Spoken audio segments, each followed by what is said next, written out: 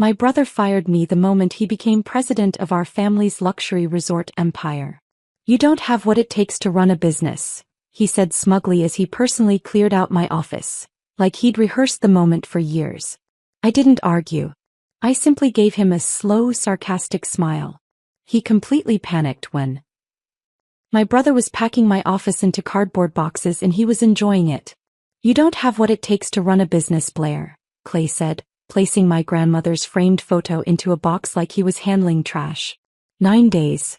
That's how long he'd been CEO of our family's resort empire before he fired me. 17 years I'd spent building Crescent Bay from the ground up, turning failing properties into destinations, training staff, managing every crisis at 3 in the morning, and he erased me in 20 minutes. Before we continue, if you believe that hard work and loyalty should be valued over family politics and business, please consider subscribing. It's free and helps us share stories of resilience.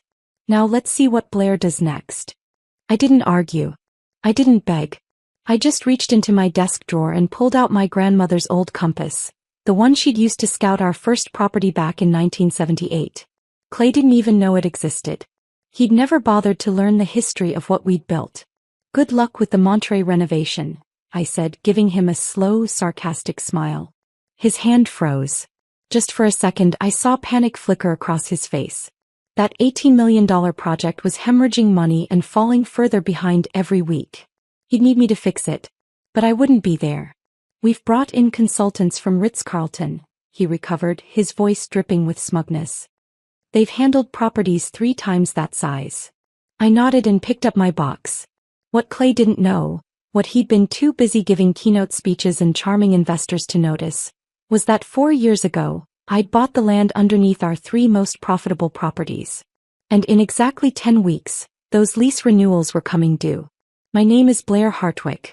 And this is the story of how my brother fired me the moment he became president, and how he completely panicked when he realized what I'd been planning all along. But to understand how we got here, you need to understand what I built. What Clay was so eager to destroy. I was 22 when I started at Crescent Bay, fresh out of Stanford with a business degree and job offers from consulting firms that promised 6-figure salaries and corner offices. My mother Margaret had built the company from a single struggling roadside inn into a 6-property luxury resort empire spanning California's coastline. Everyone assumed I'd take a glamorous role, investor relations maybe, or corporate strategy. Something with a title that looked good on business cards. Instead I chose operations. Not because I lacked ambition, but because I'd watched my grandmother build our first property through attention to details that nobody else valued. She'd understood something fundamental. Luxury wasn't about marble lobbies and celebrity endorsements.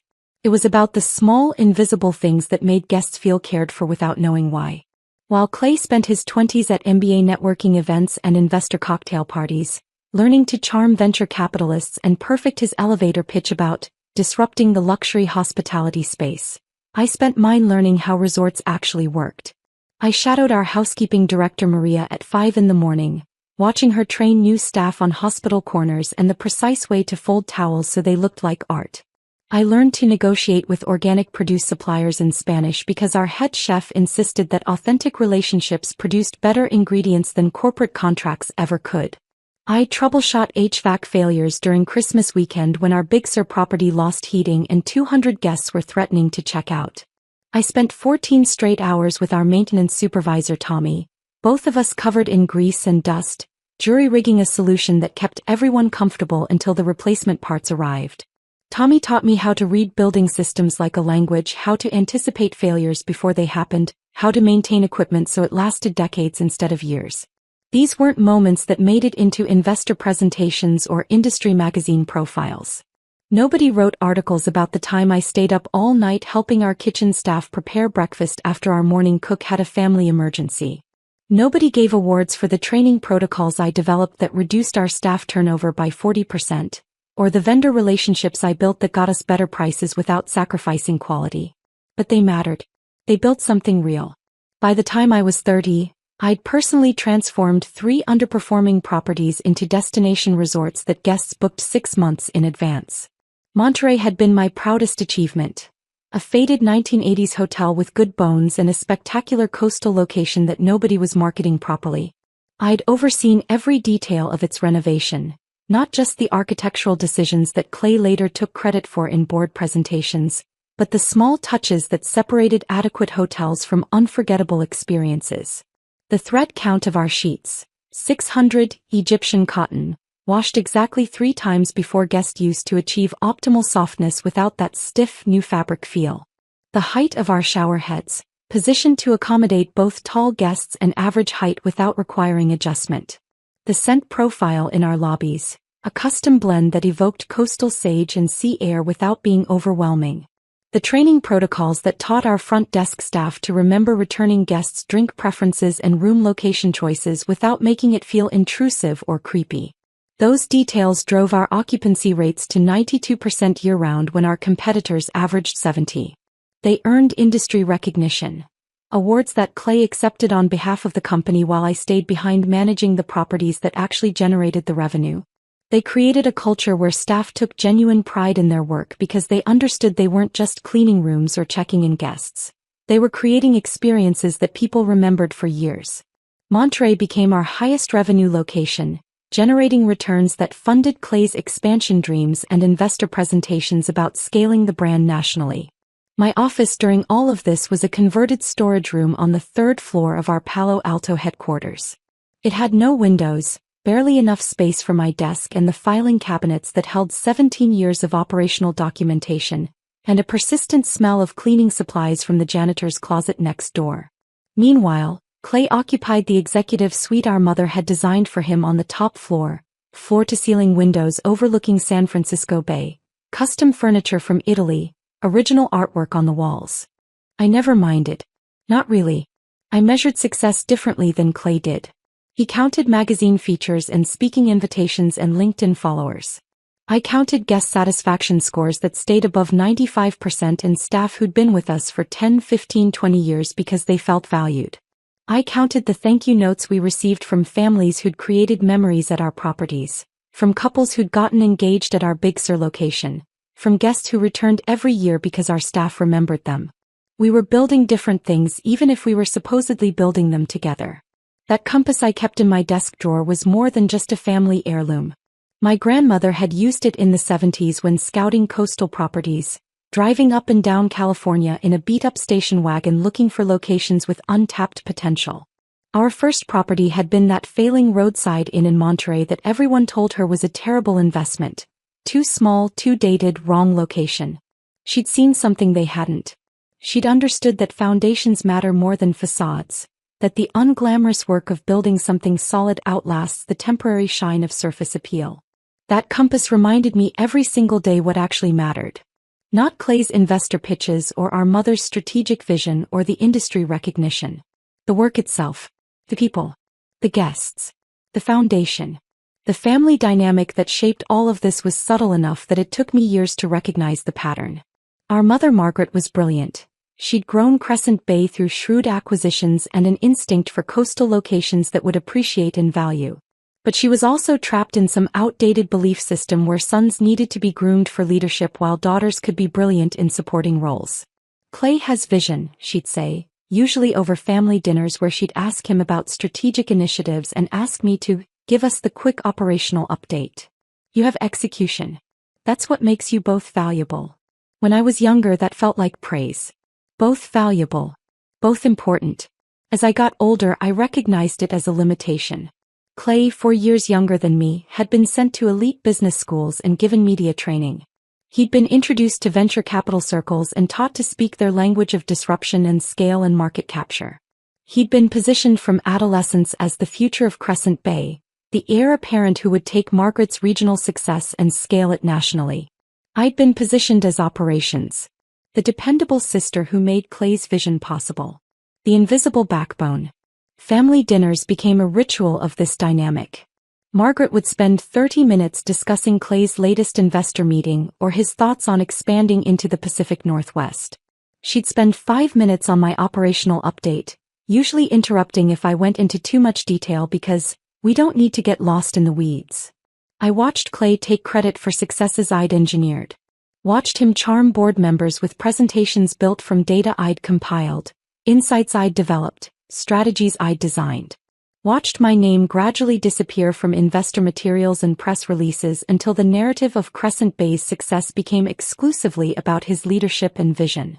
The erosion was insidious. Not dramatic enough to confront without seeming petty or jealous, but corrosive enough that our sibling bond dissolved completely over the years. By the time Clay became CEO, we were colleagues who happened to share DNA, not family who happened to work together. About 18 months ago, the erosion accelerated into something more deliberate. Clay stopped including me in strategic planning meetings, claiming they were high-level vision sessions that didn't require operational input. He began questioning my budget recommendations in front of junior staff, undermining my authority in ways that seemed small individually but were devastating cumulatively. He reassigned my best people, property managers I'd personally hired and trained, to projects he controlled directly, gradually building a parallel operational structure that excluded me entirely. He was systematically erasing me from the Crescent Bay narrative, positioning himself as the sole architect of our success. I didn't understand why he was doing it so aggressively, why the erasure had accelerated so suddenly. But I felt it happening, felt my influence diminishing day by day, meeting by meeting. And then our mother announced she was stepping back into a chairman role. Clay would become CEO. His first executive decision 9 days into his tenure was firing me. Standing in that office watching him pack my belongings with obvious satisfaction, I understood something I'd been avoiding for years. Clay didn't just want credit for what we'd built. He wanted me gone. He wanted the story to be exclusively his, with no sister in the background complicating the narrative of his visionary leadership. "You'll receive 8 months severance," he'd said, checking his Rolex. A gift from our mother when he got his MBA. "We're being more than generous. HR has the paperwork ready." 8 months. After 17 years. After turning 3 failing properties into destinations. After building a culture that competitors tried to replicate. After generating the revenue that funded every expansion plan he'd ever pitched. I picked up that box containing my grandmother's photo and my Stanford diploma and 17 years of memories, and I walked out of Crescent Bay headquarters for what I assumed would be the last time. But as I drove away, past the building where I'd spent most of my adult life, I felt something unexpected. Not devastation or anger or grief, though those would come later. What I felt in that moment was cold, clear certainty. Clay had made a catastrophic mistake. And in exactly 10 weeks he was going to discover just how catastrophic it was. The morning after my termination, I woke at 5 a.m. out of pure habit. For 17 years that had been my routine. Check overnight incident reports from all 6 properties. Address any issues before they escalated to guests. Start the day solving problems. My hand reached for my phone automatically, muscle memory expecting the familiar stream of notifications. Nothing. No incident reports. No messages from night managers. No early morning calls about plumbing failures or guest complaints. Just silence. The kind of silence that comes from being erased from something you built with your own hands. I made coffee and sat on my apartment balcony overlooking Santa Monica, watching the sky shift from deep blue to pale gray. Morning joggers passed below, people walking dogs, the ordinary rhythm of life continuing as though my world hadn't just collapsed. A container ship moved slowly across the water in the distance, steady and deliberate, and I found myself envying its simple purpose. Moving from point A to point B with no complications of family or loyalty or betrayal. My phone buzzed at 6:47. A text from Sophia, our director of operations at Monterey. "Blair, I heard what happened. I can't believe it. The new consultants arrived yesterday afternoon and they're already changing everything. They cut the training budget by 40%, said our service standards are excessive, and told housekeeping they can reduce turn-down service to essential rooms only. Staff is devastated. Maria from housekeeping was crying in my office. She's been here 14 years and said she's never been treated like her work doesn't matter. I'm so sorry this happened to you. We're all in shock. Sophia." I stared at the message until the screen went dark, then read it again. Maria. I could picture her exactly. 53 years old, originally from Guatemala, who'd started as a room attendant and worked her way up to housekeeping supervisor through sheer dedication and skill. She took genuine pride in perfect hospital corners and the little origami animals she left on pillows for guests with children. She told me once that her work mattered because she was creating space where people could rest, could feel cared for, could make memories with their families. And now some consultant who'd probably never cleaned a room in his life was telling her that her craftsmanship was excessive. My fingers hovered over the keyboard. Every instinct I had screamed at me to call Sophia immediately, to walk her through how to push back against the consultants, to protect the staff I'd spent years training and valuing. These were my people. I'd hired most of them personally. I'd built a culture where excellence mattered, where staff understood their work had meaning beyond just checking tasks off a list. But I stopped myself. Forced my hands to set the phone down. This wasn't my problem anymore. Clay wanted sole control. He could manage the consequences. I typed back a simple response. Thank you for letting me know. I'm sorry you're dealing with this. No advice. No solutions. No rescue. The message felt inadequate and cold, but it was necessary. I had to let Clay's decisions play out without interference. Still, Sophia's text haunted me. I kept picking up my phone, reading it again, imagining Maria crying in Sophia's office after 14 years of dedicated work. At 11:30, another message arrived. This one from my mother. Lunch today. El Fornaio. 12:30. Il Fornaio was an upscale Italian restaurant in Palo Alto, 2 blocks from our corporate office. We'd eaten there occasionally over the years, usually to discuss business matters my mother didn't want overheard in the office. The location choice wasn't accidental. This wasn't going to be a casual mother-daughter lunch. I arrived exactly on time. Margaret was already seated at a corner table, looking every bit the elegant powerhouse who'd quadrupled our company's value over 3 decades. Her silver hair was perfectly styled, her suit was Armani, her expression was carefully neutral. She'd probably come straight from the office, from the company where I no longer worked, from meetings I'd no longer attend. He told me after he'd already done it, she said the moment I sat down. No greeting, no how are you holding up, just straight to her defense. I would have handled it differently. But you didn't reverse it, I observed quietly. Not an accusation, just a statement of fact. She sighed, touching her water glass without drinking. Clay believes Crescent Bay needs to evolve. Become more corporate, less family-centric in its management structure. And you agree? I asked, though her silence had already answered. I think, she paused, choosing words with the precision of someone who'd navigated corporate politics for 40 years, that your brother has a vision for expansion that the board finds compelling.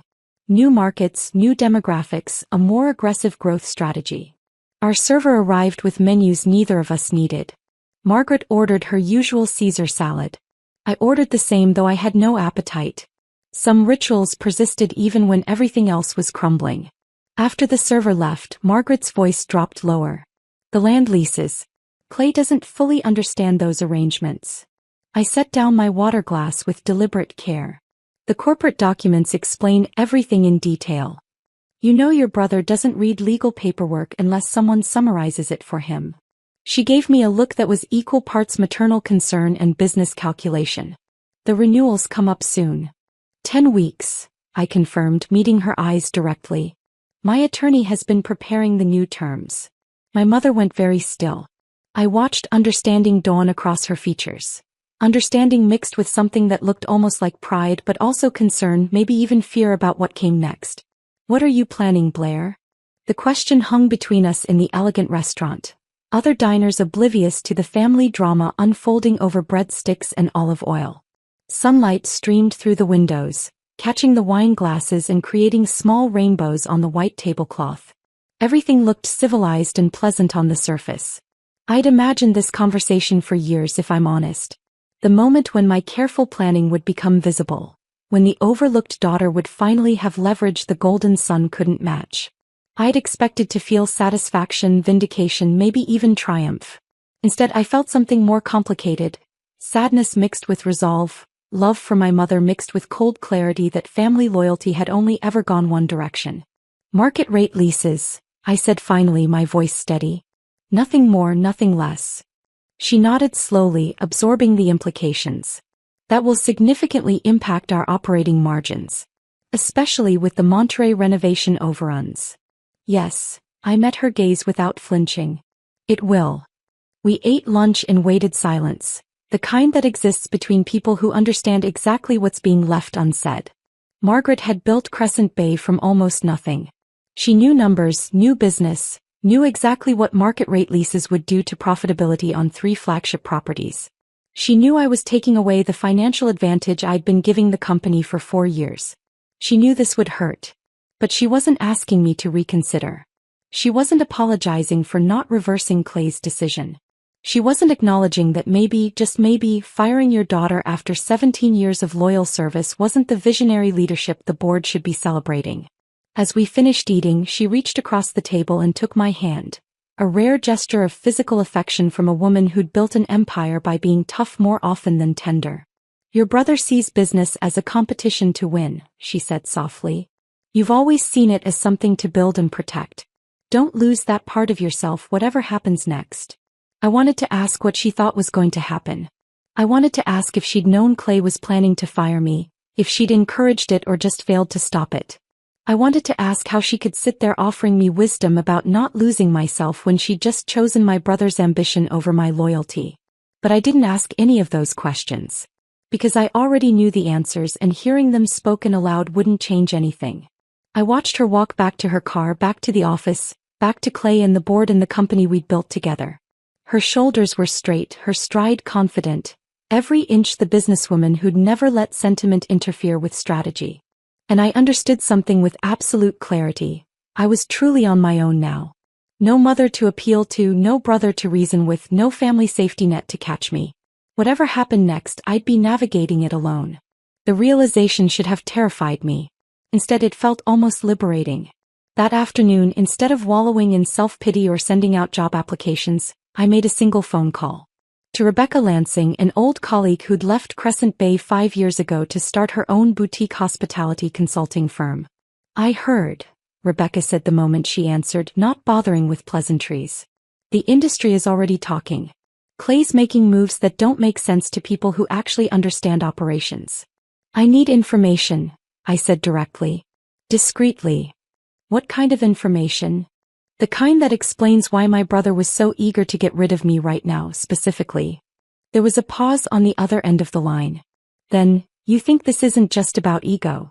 You think he needed you gone for a specific reason? Exactly. Give me a few days, Rebecca said. If Clay's up to something, I'll find it. After we hung up, I stood at my apartment window watching the Pacific. The water was dark gray today, choppy with white caps, restless. A storm was coming in from the north, the weather forecast said. Heavy rain by evening. I thought about my grandmother's compass, now sitting in a box of belongings from my office. She'd used that compass to navigate California's coast looking for opportunities nobody else saw. She'd built something from nothing through determination and vision and the willingness to take risks when everyone said she was crazy. I was her granddaughter. I'd inherited more than just her compass. 3 days later, Rebecca called back. And what she told me made everything suddenly terribly clear. You need to sit down for this, Rebecca said when she called back 3 days later. I was already sitting, but I understood what she meant. Her tone carried the weight of information that would change everything. I pulled my laptop closer, ready to take notes, and waited. Blair, your brother has been building a competing resort company for the past 2 years. It's called Summit Coastal Collection. The words didn't make sense at first. I heard them, but my brain couldn't process the meaning. Competing company? While running Crescent Bay. What do you mean, competing? I asked slowly. I mean he's filed LLC paperwork under shell companies. Used his wife's maiden name and various business partners' names to keep it hidden. He's secured preliminary development permits for luxury resort properties in Santa Barbara, Carmel, and Newport Beach. My stomach dropped. Those were the exact markets where Crescent Bay had approved expansion plans. I'd been in the confidential board meetings where we'd discussed those locations, analyzed the demographics, evaluated the competitive landscape. Clay had been in those same meetings, taking notes, asking questions, stealing our strategy. There's more, Rebecca continued, and I could hear her flipping through papers. I managed to get a copy of his pitch deck through an investor contact. Blair, it's 47 pages of detailed business plans. And it explicitly describes, I'm reading this directly, leveraging 17 years of operational expertise and established client relationships developed at Crescent Bay Resort Group to capture market share in underserved luxury coastal markets. 17 years. My 17 years. He's using our operational data, Rebecca said. Guest demographic analysis, service protocols, training methodologies. Everything you developed. He's presenting Crescent Bay's weaknesses, things only an insider would know, as market opportunities his new brand will exploit. I stood up and walked to my balcony, needing air. The Pacific stretched out before me, indifferent to human betrayal, constant and unchanging. A family of 4 was setting up on the beach below, the parents spreading out towels while their kids ran toward the water.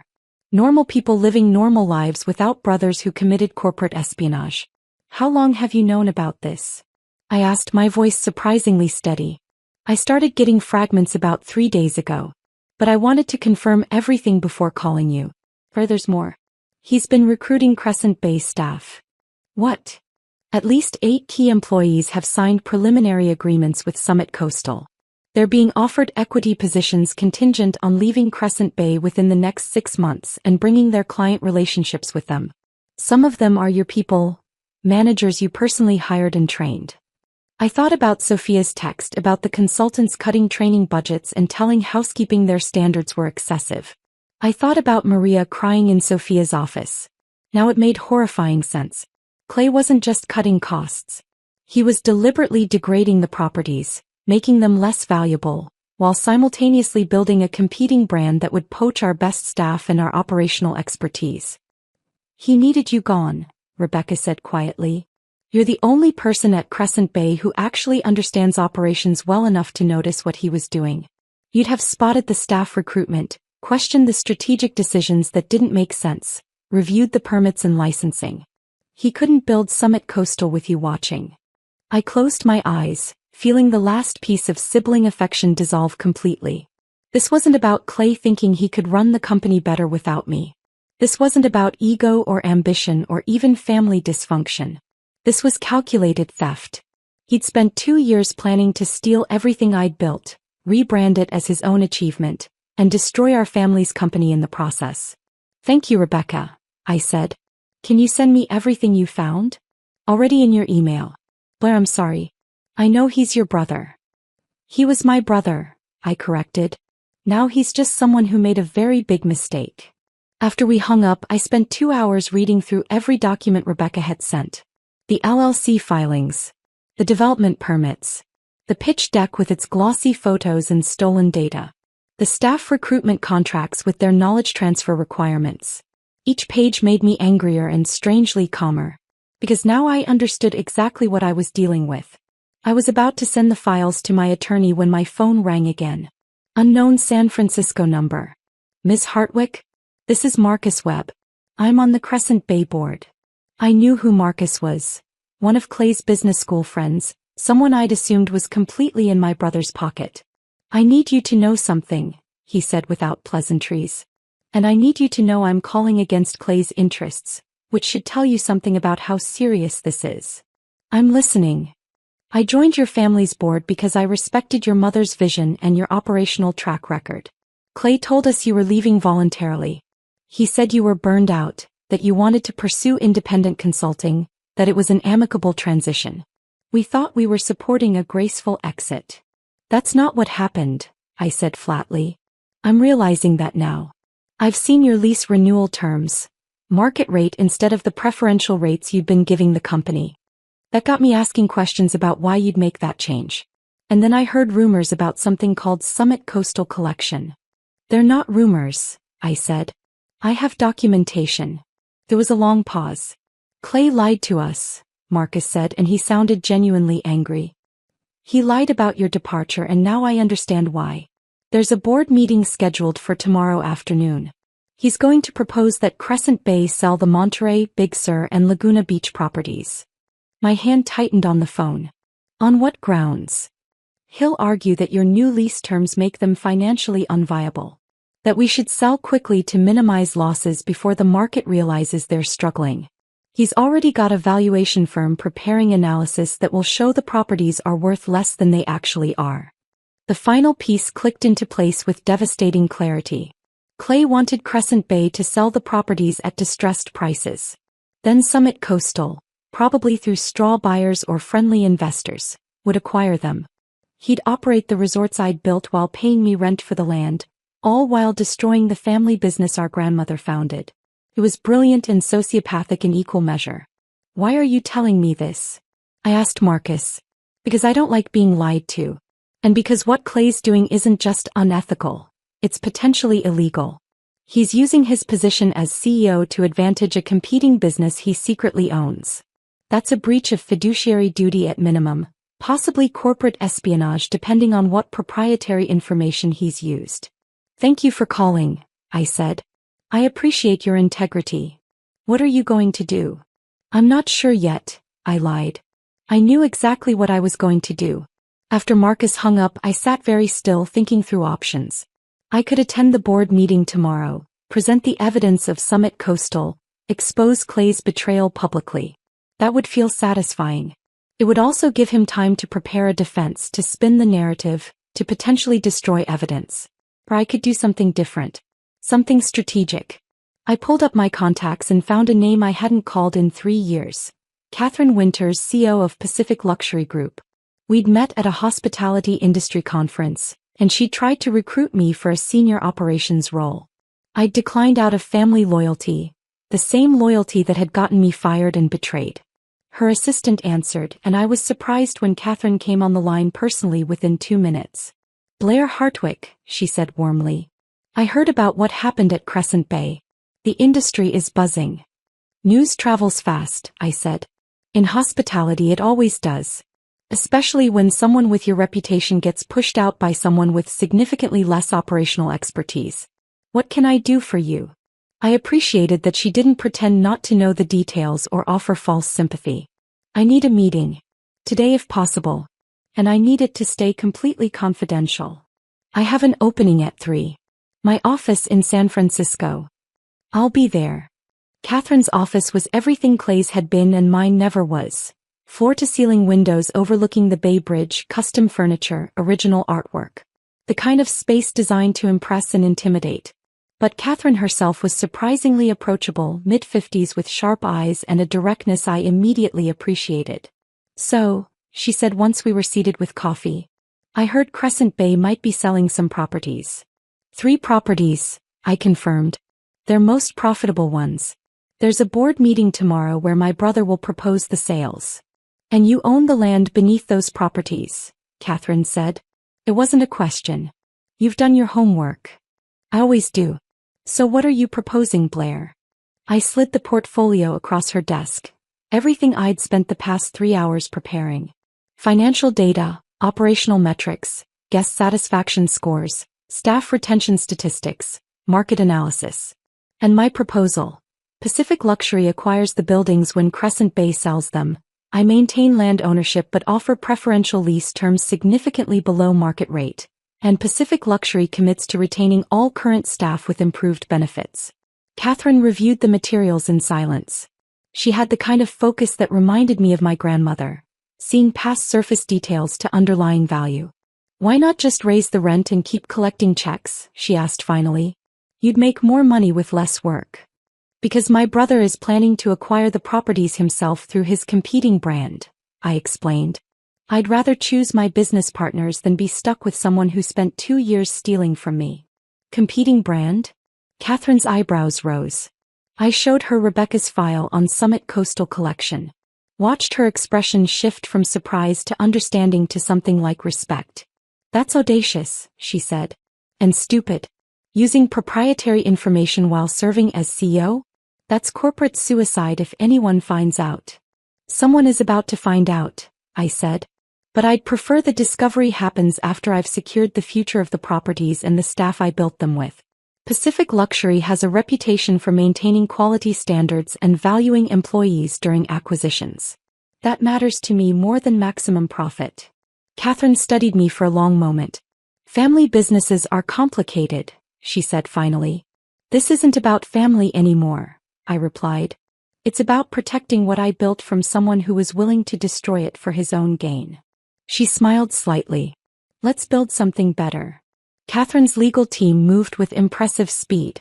Within 48 hours of our meeting, I received a draft acquisition proposal that was more comprehensive than anything I could have created myself. The terms exceeded current market value for the properties despite the operational challenges Clay's decisions were creating. Catherine understood something my brother never had. My true value wasn't just land ownership. It was the institutional knowledge, the staff relationships, the operational expertise that would take years for any outside buyer to replicate.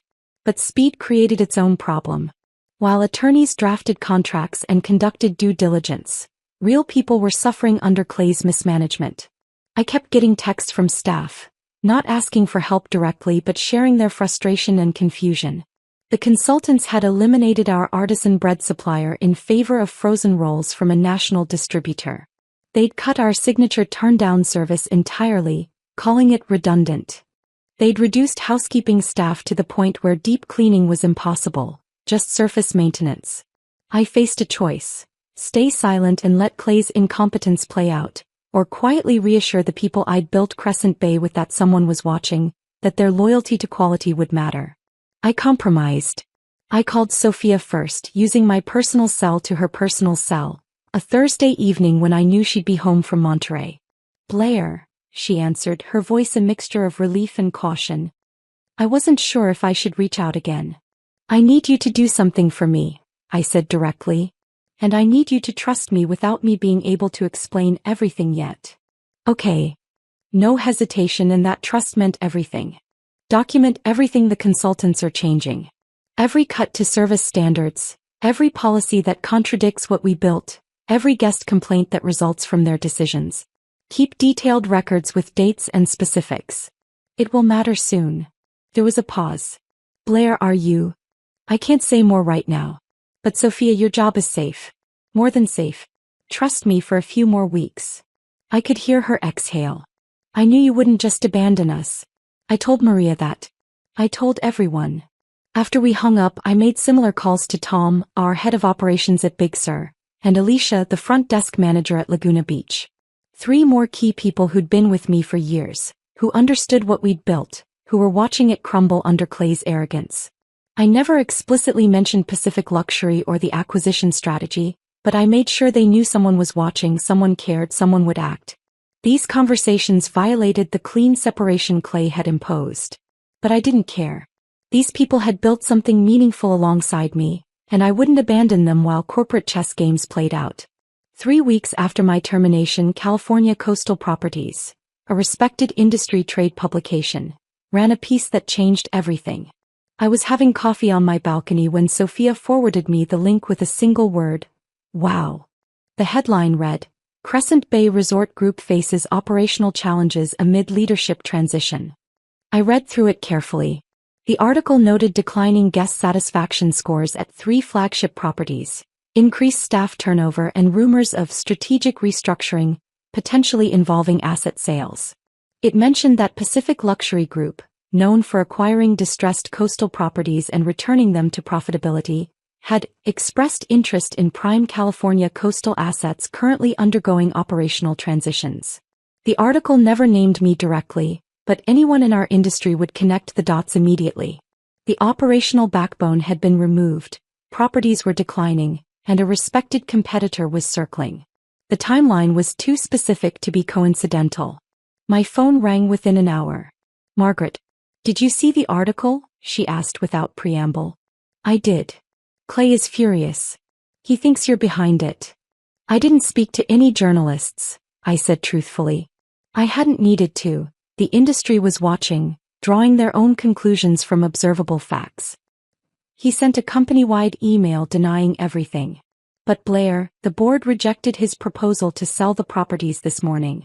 They want more information about the operational challenges before making any divestiture decisions." I sipped my coffee, watching a pelican dive for fish in the surf below. "That sounds prudent." "He knows you've been meeting with Pacific Luxury," Margaret said quietly. "He hired someone to follow you." That should have alarmed me, but instead I almost laughed. Clay was so convinced that everything was about him, about attacks and competition and corporate warfare.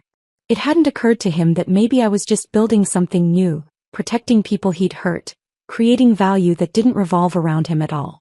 "What are you trying to accomplish?" Margaret asked, and I heard genuine confusion in her voice. "I'm protecting what I built," I said simply. The same way you taught me to. She was silent for a long moment. The board wants answers. About the properties, about the lease arrangements, about what's actually happening operationally. Then they should ask someone who actually knows operations, I said. Oh wait, they fired her. I regretted the sharpness immediately, but Margaret just sighed. You're right. We did. And I'm watching Clay discover what we lost. 2 days later, Sophia called with information that shifted everything again. Blair, something happened yesterday that you need to know about. Clay held a meeting with department heads at Monterey. He was reviewing financial reports when his attorney pointed something out. Apparently, they just discovered that the land payments we've been making for 4 years, they've been going to you. I'd been expecting this discovery eventually, but the timing surprised me. And Clay completely lost it. Started yelling about hidden conflicts of interest and corporate manipulation. He called an emergency board meeting for this afternoon. He's arguing that you've been secretly positioning yourself to sabotage the company. The payments are all documented in the corporate financial reports, I said calmly. Every board member has received them annually for 4 years. That's what Marcus Webb said. He interrupted Clay and pointed out that if Clay hadn't read the financial disclosures, that was his failure, not your deception. Blair was brutal. Clay's credibility with the board is falling apart. After Sophia hung up, I sat very still, thinking through implications. Clay was panicking, making mistakes, attacking me publicly. Which meant he was desperate. Which meant he knew his plans were unraveling but couldn't see the full picture yet. My phone buzzed with a text from Rebecca. Call me. No. Found something big. I called immediately. Blair, I found the recruitment contracts, Rebecca said without preamble. Clay has signed agreements with 8 key Crescent Bay employees offering them equity positions in Summit Coastal Collection. I knew he was recruiting staff, I said. You told me that already. But I didn't have the actual contracts before. Now I do. And Blair, they're explicit. The employment offers are contingent on the employees leaving Crescent Bay within 6 months and bringing their client relationships with them. The contracts require them to share operational knowledge, guest preferences, service protocols, everything they developed at Crescent Bay. My hand tightened on the phone. That's not just poaching staff. That's industrial espionage, Rebecca finished. Exactly. One of the attorneys approached to review these contracts had ethical concerns about the knowledge transfer requirements. He reached out through our network because he knew my history with Crescent Bay. He wanted someone to know what was happening. Send me everything, I said. Within an hour I had the complete picture. Clay's competing resort brand with its stolen strategic markets. The development permits filed while he was serving as COO and CO. The pitch deck with proprietary operational data I'd developed. The staff recruitment contracts with their knowledge transfer requirements. The plan to force Crescent Bay to sell properties at distressed prices so Summit Coastal could acquire them. It wasn't business competition. It wasn't even aggressive entrepreneurship. It was systematic theft of 17 years of my work, disguised as visionary leadership. I forwarded everything to Marcus Webb with a simple message. I think the board should see what they're actually dealing with before making any decisions about property sales. Marcus called back within an hour. His voice was tight with controlled anger. I've reviewed everything you sent. This is worse than I thought. Much worse. Yes, I said simply. We need to have another board meeting. A real one with complete information. And Blair, you need to be there.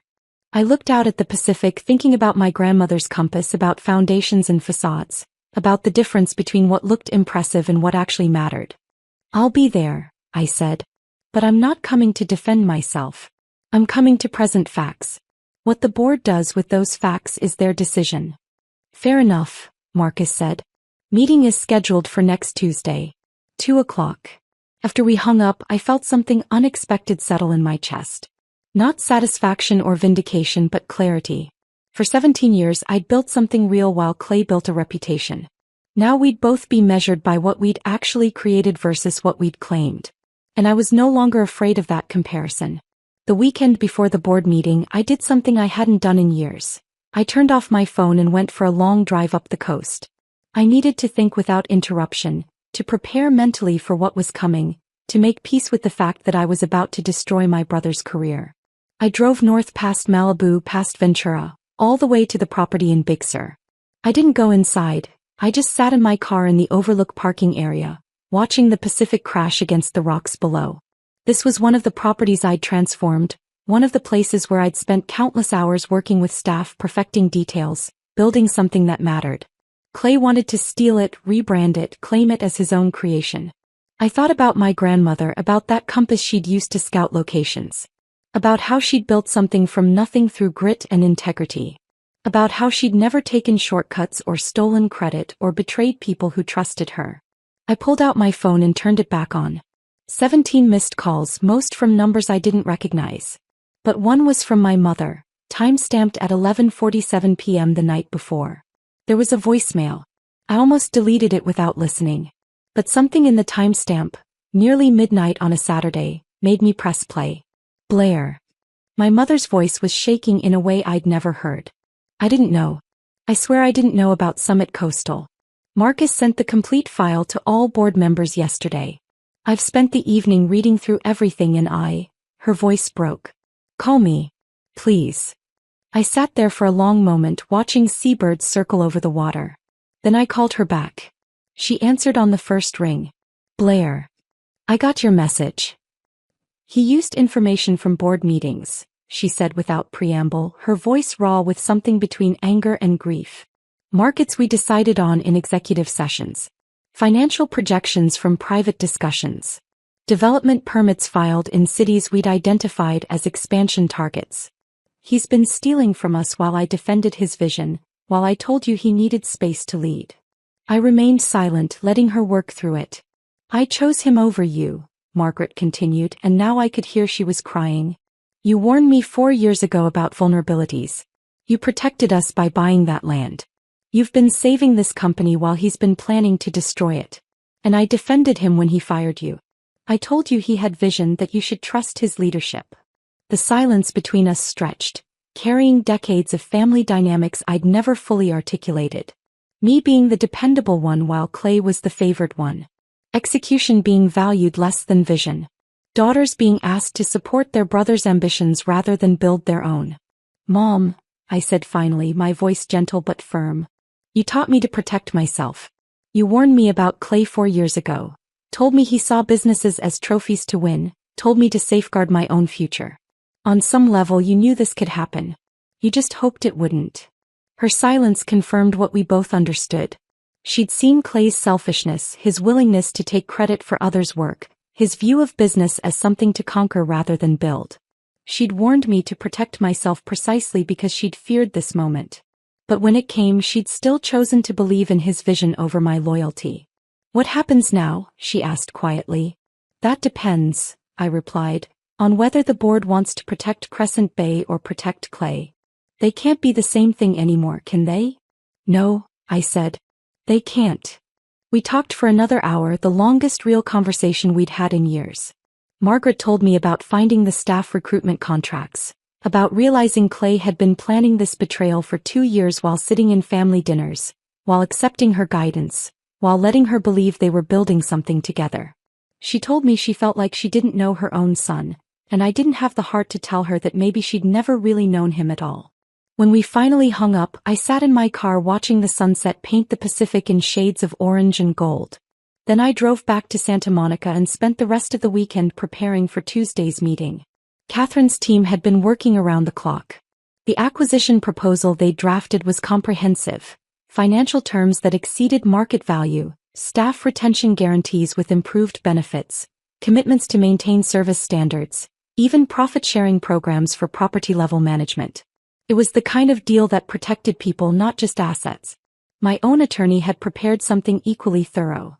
A presentation documenting Clay's betrayal with the kind of detail that left no room for interpretation.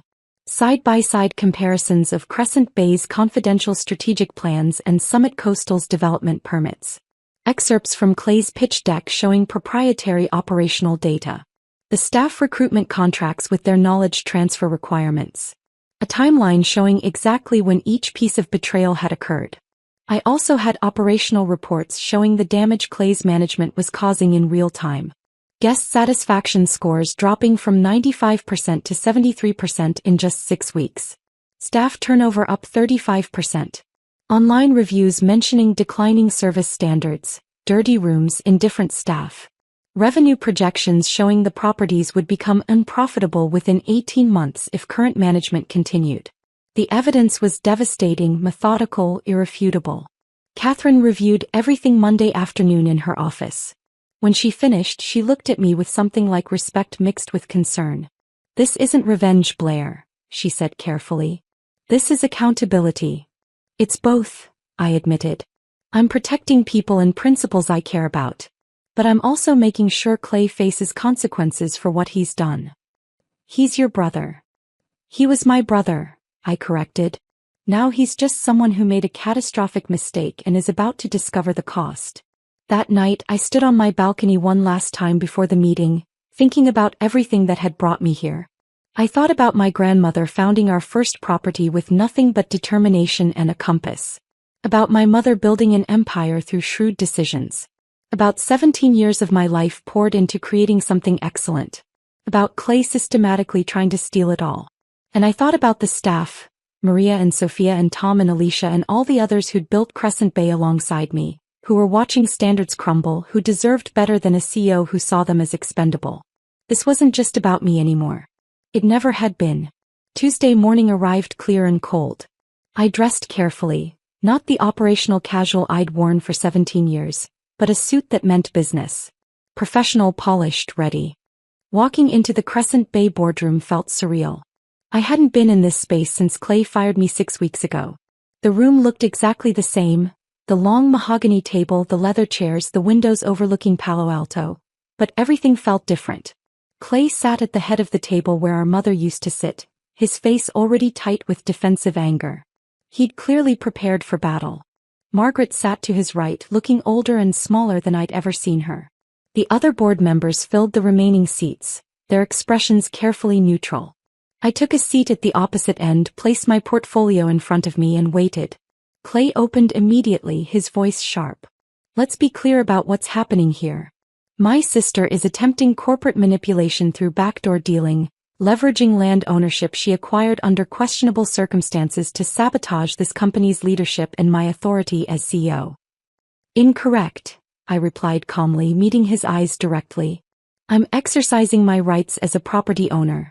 And I'm providing this board with information they need to make informed decisions about Crescent Bay's future." I slid folders to each board member with deliberate care.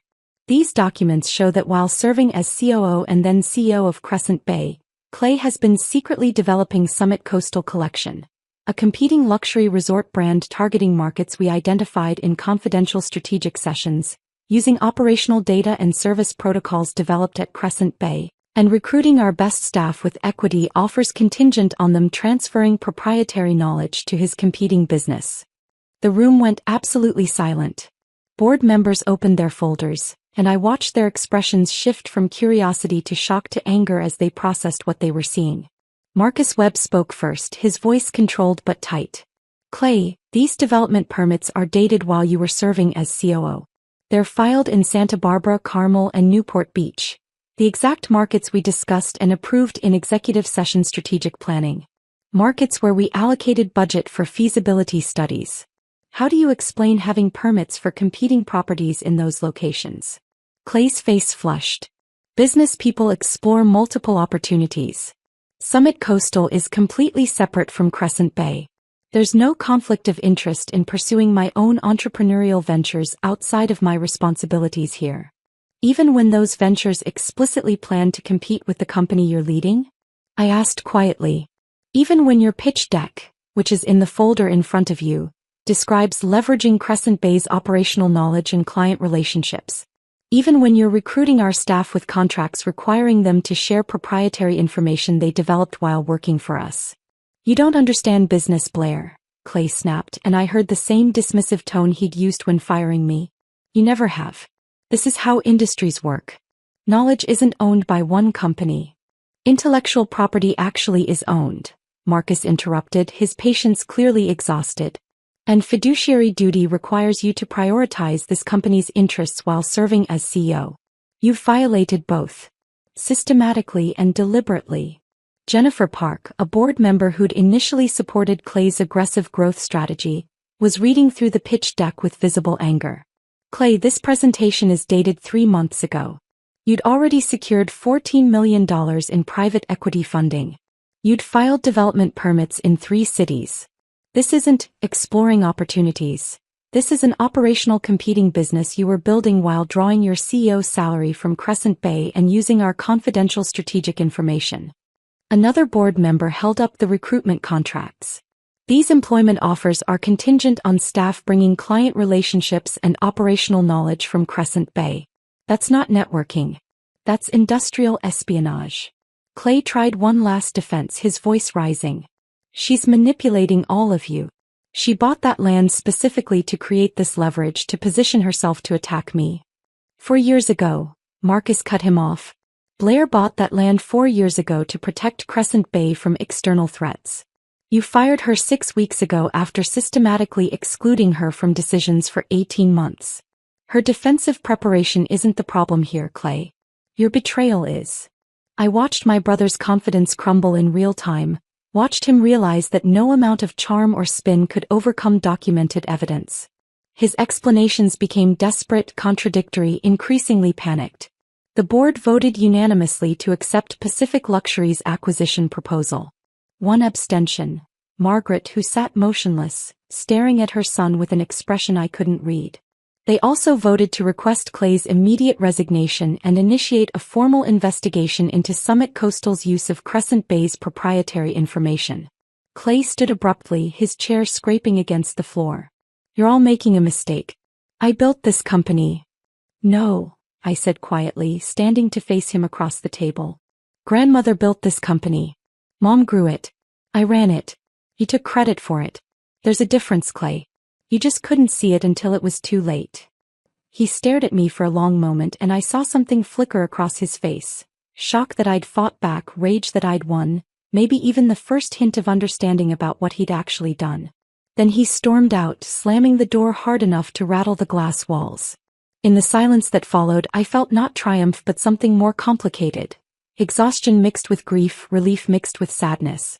I just destroyed my brother's career to save everything else. It was necessary. It was painful. And nothing would ever be the same. After the board meeting, I sat in my car in the Crescent Bay parking lot for 20 minutes, unable to move. My hands were shaking, my heart was racing, and I felt simultaneously exhausted and wired. I just destroyed my brother's career. It had been necessary, justified, backed by irrefutable evidence. But that didn't make it feel any less like I'd detonated a bomb in the center of my family. Marcus Webb found me there. He knocked on my window gently and I rolled it down. You okay? He asked. I don't know, I answered honestly. What you did in there took courage. The board needed to see the truth. I know. But he's still my brother. Or he was. Marcus nodded with understanding. Catherine Winters called me an hour ago. Pacific Luxury's legal team is ready to move forward immediately if you are. The transition can start within the week. I looked back at the building where I'd spent 17 years of my life. Where I'd built something I was proud of. Where my brother had tried to erase me and steal everything I'd created. Let's start Monday, I said. The next 2 weeks were a blur of legal documents, operational assessments and staff meetings.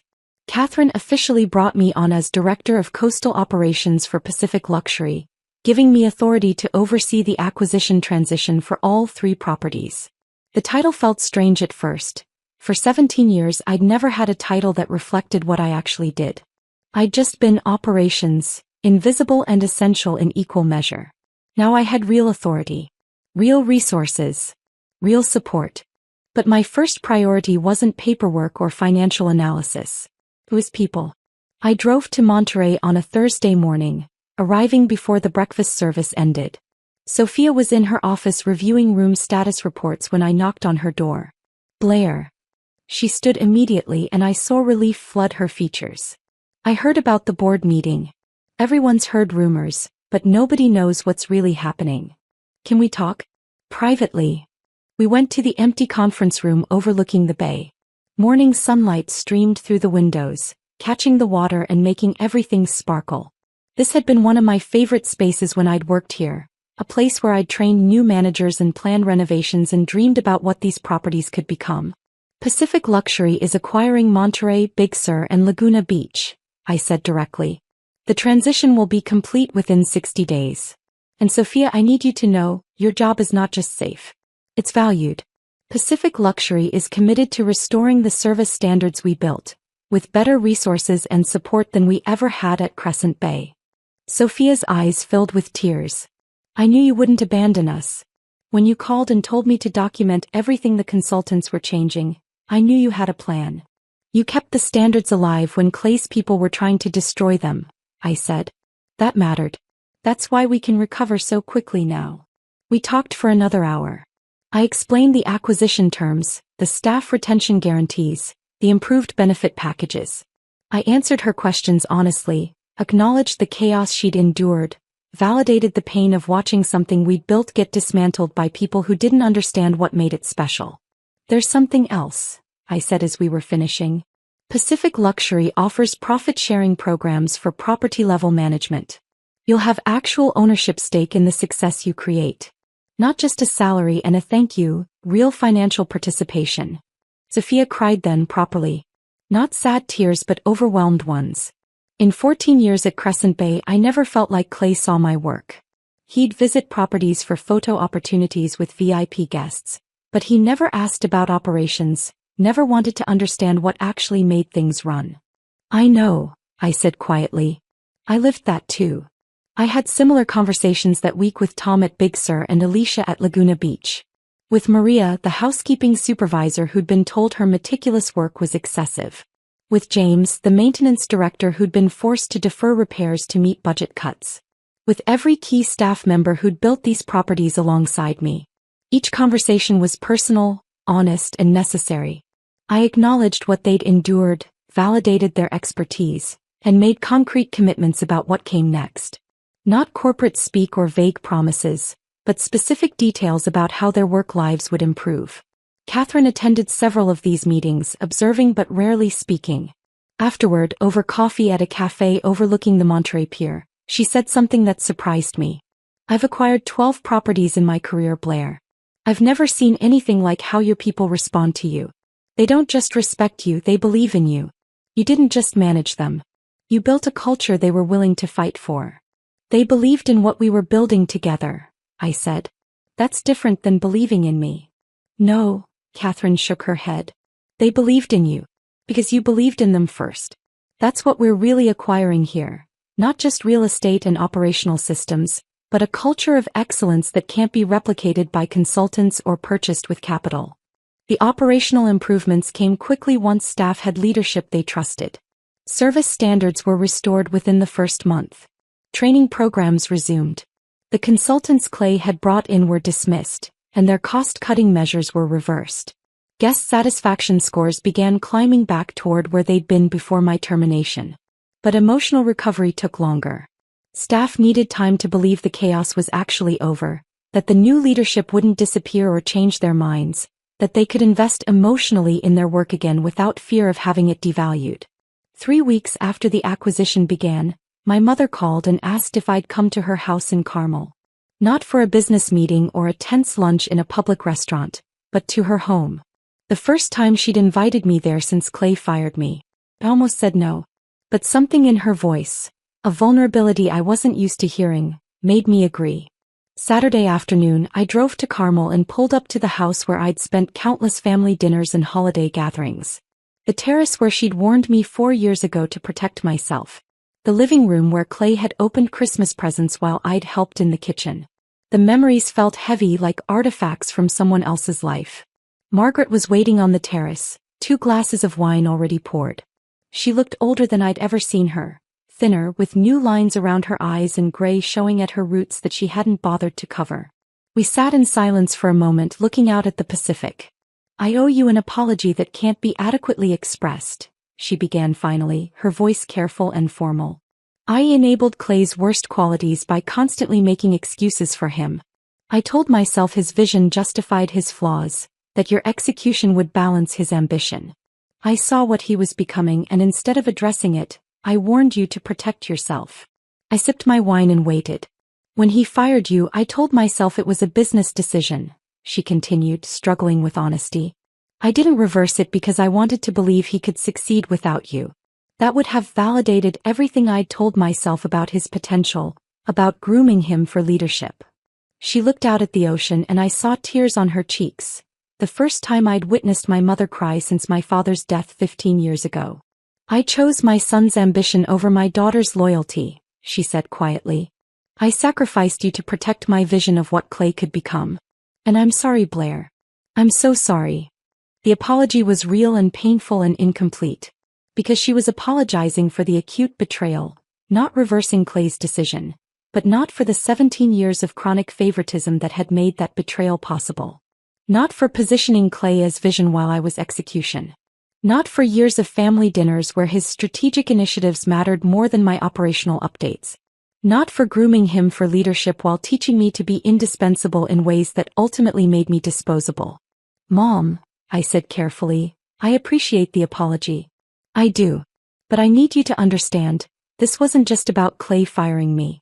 It was about 17 years of being treated as the infrastructure that made his success possible. Of watching you position him as the future while I was positioned as the foundation. You taught me to be excellent at being undervalued. She nodded slowly, absorbing the truth. You're right. And I don't know how to fix that. You can't fix it, I said. You can only acknowledge it and do better going forward. We talked for 2 more hours, the most honest conversation we'd had in decades. She told me about the guilt of watching Clay's betrayal unfold, about finding the Summit Coastal files and realizing her son had been lying to her face for 2 years. She told me about stepping down from Crescent Bay's board entirely because she couldn't bear watching what remained of the company.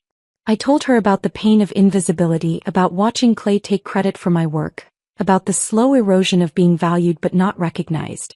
About building something extraordinary and having your own family dismiss you from it. Can we rebuild? She asked as the sun started setting. Maybe, I said honestly. But it has to be real this time. No more favoring one child's ambition over the other's contributions. No more asking me to minimize my hurt to preserve family harmony. Real or nothing. Real, she agreed. We started having dinner once a week after that. Not at restaurants but at her house, just the 2 of us. Slowly, carefully we built something different than what we'd had before. Not the easy relationship of mother and daughter who'd never disappointed each other, but the harder relationship of 2 people who'd hurt each other and were choosing to acknowledge it. 2 months after the board meeting, Rebecca called with news I'd been half expecting. Summit Coastal is dissolving, she said. The investors discovered Clay's pitch deck contained proprietary information from Crescent Bay. They've withdrawn all funding and are threatening legal action. Clay's trying to negotiate settlements to avoid criminal charges. I sat very still, phone pressed to my ear. Where is he now? Moving to Arizona apparently. Taking some position in commercial real estate. Completely different industry. After we hung up, I stood on my balcony and cried. Not for Clay's consequences, he'd earned those through his own choices. But for the brother I'd once had before ambition poisoned him. For the family we might have been if he'd valued loyalty more than trophies. For the sister I'd been who'd believed that working hard and building something excellent would be enough. That version of me was gone. And grieving her felt necessary. 4 months after my termination, I stood on the infinity pool deck at Grandview Coast, the property formerly known as Monterey, watching the sunset paint the Pacific in shades of amber and gold. The renovation we'd started under Clay's mismanagement was finally complete.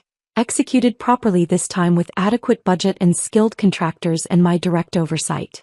The property was beautiful. More than that, it was excellent in ways that mattered. Service standards that guests noticed, staff who took pride in their work, operational systems that functioned seamlessly. Sophia found me there, tablet in hand. Latest guest satisfaction scores just came in. 96%. Highest in the region. I smiled, feeling something I hadn't felt in months. Not vindication or revenge, but genuine pride untangled from family complication. You built something remarkable, Blair, Sophia said. We built it, I corrected. And we're building it again. Better this time. As autumn deepened into winter, I found myself facing the first major holiday season without family traditions. Thanksgiving had always meant my mother's Carmel house. The formal dining room set with her grandmother's china, extended family gathered around the table, Clay holding court while I helped in the kitchen. For 39 years that had been the rhythm of November. This year Margaret invited me to her weekly dinner on Thanksgiving. A quiet meal, just the two of us. I almost accepted out of habit, but then I imagined sitting at that table where so many family decisions had been made without my input, where my contributions had been summarized in quick operational updates, while Clay's vision received hours of discussion. "I'm not ready yet," I told her on the phone. "I need more time." "I understand," she said, though I heard disappointment in her voice. "What will you do?" "Work," I said simply. And I did. I drove to Grandview Coast on Thanksgiving morning and spent the day with staff preparing for what would be our busiest weekend of the year. I checked kitchen prep with our head chef, reviewed room assignments with housekeeping, walked the property looking for anything that didn't meet standards. It wasn't traditional, but it felt honest. These were people who valued my work, who understood what I'd built, who didn't treat my expertise as supporting infrastructure for someone else's vision. Sophia found me on the terrace around sunset, overseeing the setup for evening service. "You're spending Thanksgiving with us," she observed. "You're spending it working too," I pointed out. "Because I love this place. Because it matters." She paused. "That's why you're here too, isn't it? This is your family now." I didn't correct her because she was right in ways I was still processing. December brought the industry conference circuit and with it a different kind of challenge. The California Coastal Hospitality Summit was the biggest event of the year. 1,500 hospitality professionals gathered in San Francisco to discuss industry trends, celebrate achievements, and network. 2 years ago, I'd attended anonymously while Clay gave a keynote speech about disrupting luxury hospitality. I'd sat in the back, watched him present data I'd compiled, listened to him describe innovations I'd developed, and felt invisible. This year was different. Catherine was giving the opening keynote, and Pacific Luxury had a prominent booth showcasing our California properties. I was attending not as anonymous operations staff but as Director of Coastal Operations, with my name on the conference materials and my photo in the program. Catherine's speech was impressive. She talked about the changing luxury market, about what travelers valued post-pandemic, about operational excellence versus Instagram aesthetics. And then midway through she said something that made my chest tighten. The most transformative acquisitions aren't about properties, they're about people. This year, Pacific Luxury was fortunate to partner with Blair Hartwick, who brought operational genius and cultural integrity that most consultants can't teach because they've never actually built anything themselves. Her work has transformed not just our California portfolio but our entire approach to hospitality. The audience applauded. 1,500 people acknowledging work that had been invisible for 17 years. After Catherine's speech, people approached me constantly. Some were genuine, competitors offering respect, colleagues congratulating me on the Pacific Luxury success. Others were clearly fishing for gossip about the Crescent Bay situation. Everyone in hospitality knew the story by now. The sister who got fired, who owned the land, who brought down her brother's career. It had become industry folklore, a cautionary tale about family business and corporate betrayal. "I heard Clay's in Arizona now," one consultant said to me at the networking reception. "Different industry entirely. Must feel satisfying to watch that play out." "It feels complicated," I said honestly, then excused myself. In my hotel room that night I ordered room service and cried. Not sad tears exactly, but exhausted ones. Being celebrated professionally while grieving privately created a strange dissonance. Success didn't fill the holes that betrayal had carved out. It just made them more visible. January brought an unexpected phone call. David Brennan, a vendor we'd worked with for years at Crescent Bay. He'd supplied our organic produce, built relationships with local farmers, understood what we were trying to create. "Blair, I need to give you a heads up about something," he said, his tone careful. "Clay contacted me last week." My stomach dropped. What did he want? He's in Arizona working commercial real estate. But apparently word got around about what happened at Crescent Bay. He's having trouble building credibility, getting clients to trust him. He asked me to reach out to you. I closed my eyes. And say what exactly? He wants you to clarify the situation with industry contacts. He thinks if you just explain that the conflict was a misunderstanding, that Summit Coastal was a separate venture that got mischaracterized, that his resignation was voluntary, It would help him rebuild his reputation. The audacity was almost impressive. Clay had committed corporate espionage, stolen proprietary information, recruited staff with knowledge transfer agreements, planned to acquire properties after forcing distressed sales, and fired me with rehearsed cruelty. And he wanted me to rehabilitate his reputation. Did he apologize? I asked, though I already knew. No, David said quietly. He framed it as both of you made mistakes, family conflict got messy, but now you've succeeded, so maybe you could help him move forward too. There was. Clay still fundamentally didn't understand what he'd done wrong. He saw our conflict as a business competition that got out of hand, not as betrayal that destroyed trust. He thought reputation was something you managed rather than something you earned through actual integrity. Tell him no, I said. Tell him I won't lie to protect him from truth. He made choices. These are the consequences. I figured, David said. But I thought you should know he's trying. After we hung up, I sat with the confirmation that reconciliation was impossible. Not because I was holding a grudge, but because Clay had learned nothing. He'd destroyed our family, betrayed people who trusted him, stolen from our grandmother's legacy, and he wanted me to fix it so he could start over with a clean slate. Some people couldn't be saved from themselves. In February, Margaret called with a request I'd been dreading. Clay is visiting this weekend, she said, her voice tentative. I'd like us all to have dinner together. Nothing formal, just family. Every instinct screamed at me to refuse. But I heard something in her voice, hope mixed with desperation, a mother wanting her children to reconcile, wanting the family fracture to heal. I'll come, I said finally. But Mom, I won't pretend everything is fine. And I won't lie to make him comfortable. I understand, she said, though I wasn't sure she did. Saturday evening, I drove to Carmel for the first time since Clay had been there. His rental car was in the driveway. Some generic sedan, a far cry from the Tesla he used to drive. Walking through the door felt surreal, like visiting a museum of my old life. Clay stood in the living room. He looked thinner, older somehow, though it had only been 7 months since the board meeting. His confidence was gone, replaced by something harder and more defensive.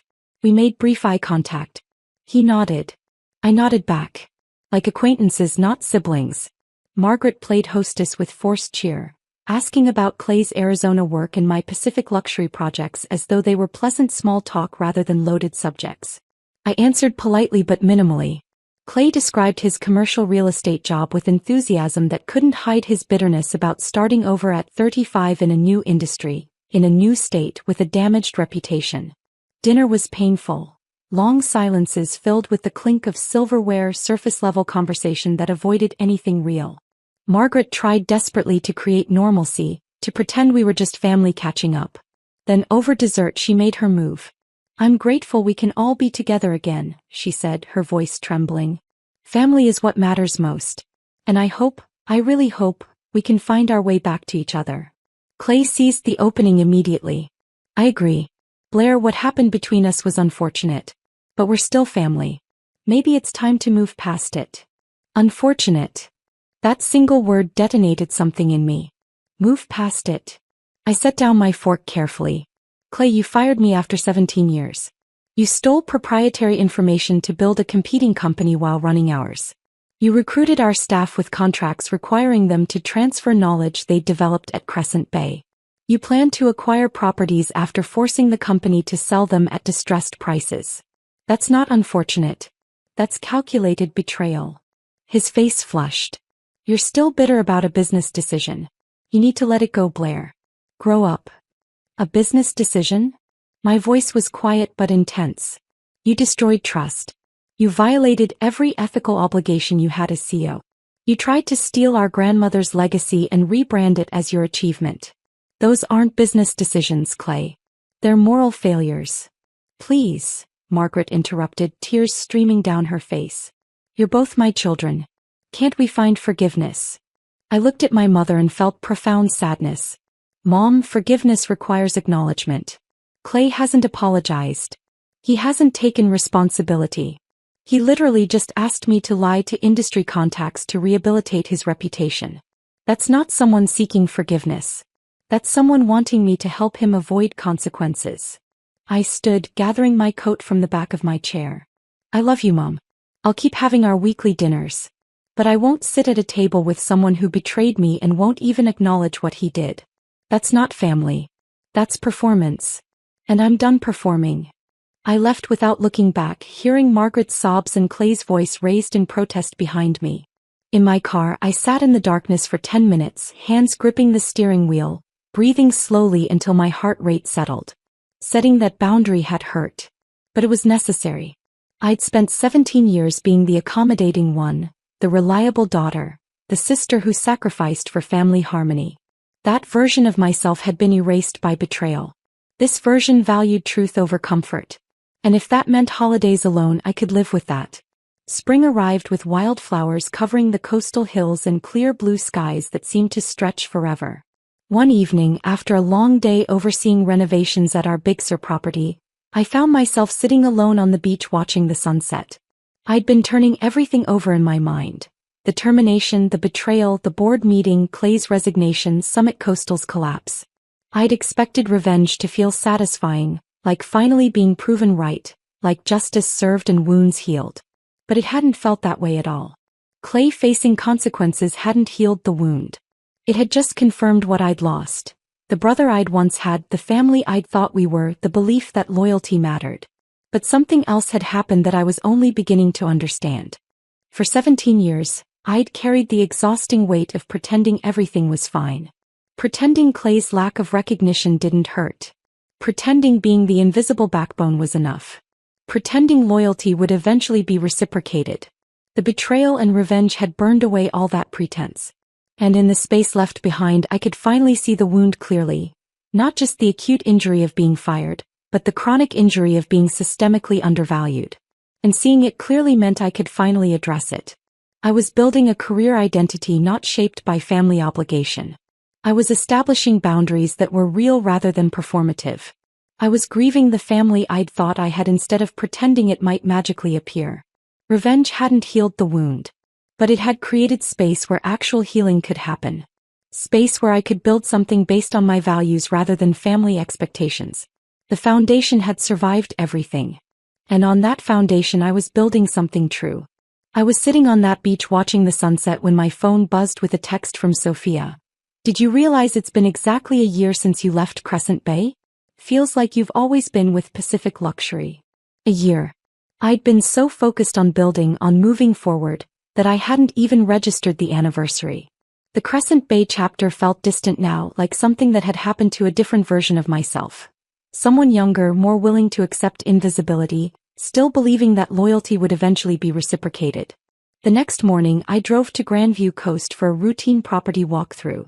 It was something I did weekly at each location, checking details that most executives would delegate but that I'd learned mattered immensely. The small things that separated adequate hotels from exceptional ones. I arrived during the afternoon shift change, when day staff briefed evening staff on guest needs and ongoing issues. The kind of operational continuity that only happened when people took genuine pride in their work. Standing on the infinity pool deck, I watched the choreography of excellence I'd spent a career building. A housekeeper named Jennifer checked a room turn-down setup. Pillows positioned precisely, curtains adjusted for optimal light, the origami crane on the pillow that guests photographed and posted on social media. She wasn't following a checklist. She was creating an experience. At the front desk, I watched Marcus greet a couple who'd stayed with us 6 months ago. "Welcome back, Mr. and Mrs. Chin. We have you in the same ocean view room you requested. And I took the liberty of stocking the minibar with the sparkling water you preferred last time." The couple looked genuinely touched. That was the difference. Anticipating needs before they were stated, making people feel remembered and valued. A maintenance supervisor named Tom coordinated a minor plumbing repair in a vacant room, timing it during low-traffic hours to avoid disturbing guests. He'd worked with me at Crescent Bay for 12 years before following me to Pacific Luxury. He understood that maintenance wasn't about fixing problems. It was about preventing guests from knowing problems existed. Catherine found me on the deck, tablet in hand. "Quarterly reports just came in," she said, handing me the device. All 6 properties exceeded revenue projections. Staff retention is at 94%, highest in Pacific Luxury's history. And guest satisfaction scores are leading the entire region. I scrolled through the data, feeling something I'd rarely experienced at Crescent Bay, Unambiguous professional pride. Not pride overshadowed by watching someone else take credit, not satisfaction filtered through family dysfunction, but clean recognition that the work was excellent and everyone knew it. You know what's different here? I said slowly, working through thoughts as I articulated them. At Crescent Bay, everything I built was tangled with family dynamics. My excellence was always filtered through my mother's favoritism toward Clay, through his need to take credit, through the narrative that I was support for his vision. I was creating something remarkable, but I could never just enjoy it. There was always this awareness that my contributions would be minimized or erased. I paused, watching the Pacific catch the afternoon light. Here the work is just the work. It speaks for itself. And that's enough. Catherine nodded with understanding. Family businesses are complicated. We've built something cleaner. Later, alone in my office, I recognized the profound truth. I'd created something more meaningful at Pacific Luxury in 1 year than in 17 years at Crescent Bay. Not because the work itself was different, but because the context allowed it to be seen clearly. Excellence without dysfunction. Recognition without conditions. Success that was actually mine. My weekly dinners with Margaret had settled into a comfortable rhythm, something neither of us had expected. We'd meet at different restaurants around the coast, quiet places where we could talk honestly without audience or performance. Margaret had transformed in unexpected ways. After selling her Crescent Bay shares and stepping away from the company entirely, she'd embraced retirement with surprising enthusiasm. She traveled constantly, weeks exploring Tuscany, a month hiking in New Zealand, river cruises through Europe that she'd always been too busy for. I think I forgot how to exist outside of work, she told me one evening over dinner at a small French restaurant in Carmel. After your father died, Crescent Bay became my entire identity. I pushed Clay into leadership because I needed someone to carry that forward, to validate all the years I'd invested. She paused, choosing words carefully. I didn't recognize I was sacrificing you to preserve my own vision of what the company should become. We talked honestly now in ways we never had before. Margaret acknowledged patterns I'd lived with for decades. Being positioned as support rather than leadership, having my expertise valued but not recognized, watching Clay receive credit for work I'd done. I told myself it was practical, she said. Clay was charismatic, good with investors and media. It made sense to make him the public face. But I didn't see how that positioning was actively harming you until it was too late to fix it. The acknowledgement couldn't undo 17 years of impact, but it mattered. We also talked about Clay, though carefully. He was still in Arizona, working in commercial real estate with moderate success, but nothing like the trajectory he'd imagined for himself. He reached out to Margaret occasionally, emails and phone calls where he positioned himself as the wronged party, the victim of my vindictiveness and the board's overreaction. He still doesn't understand what he did wrong, Margaret said quietly. He sees it as a business conflict that got messy, not as betrayal that destroyed trust.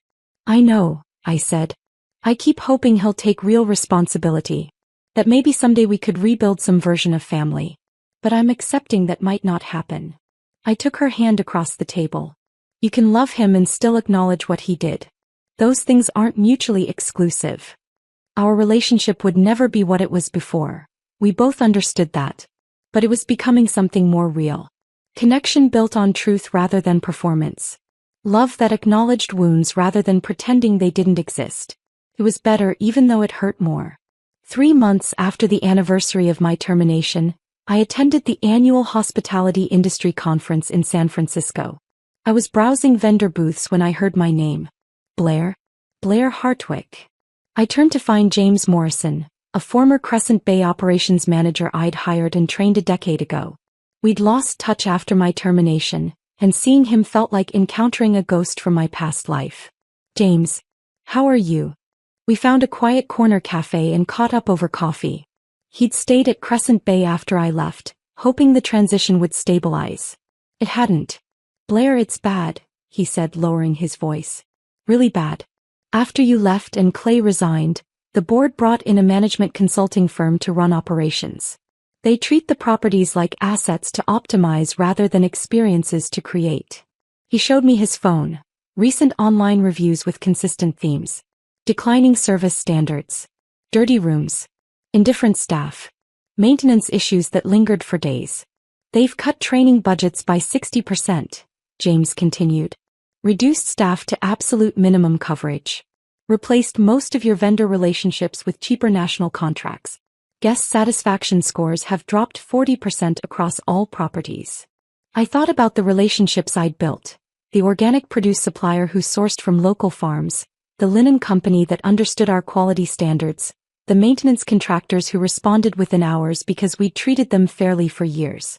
The properties you built, Monterey, Big Sur, Laguna Beach, they're shadows of what they were, James said. Revenue is declining, reputation is damaged. Meanwhile, everyone in the industry is talking about what you're doing at Pacific Luxury. Grandview Coast is booked solid 6 months out. You're getting featured in magazines, speaking at conferences. You've basically proven that Crescent Bay's success was your success, not the brand or the locations. The validation was unexpected and profound. For 17 years I'd wondered if my value was real or just dependent on context. The Crescent Bay name, the property's prime locations, the established reputation.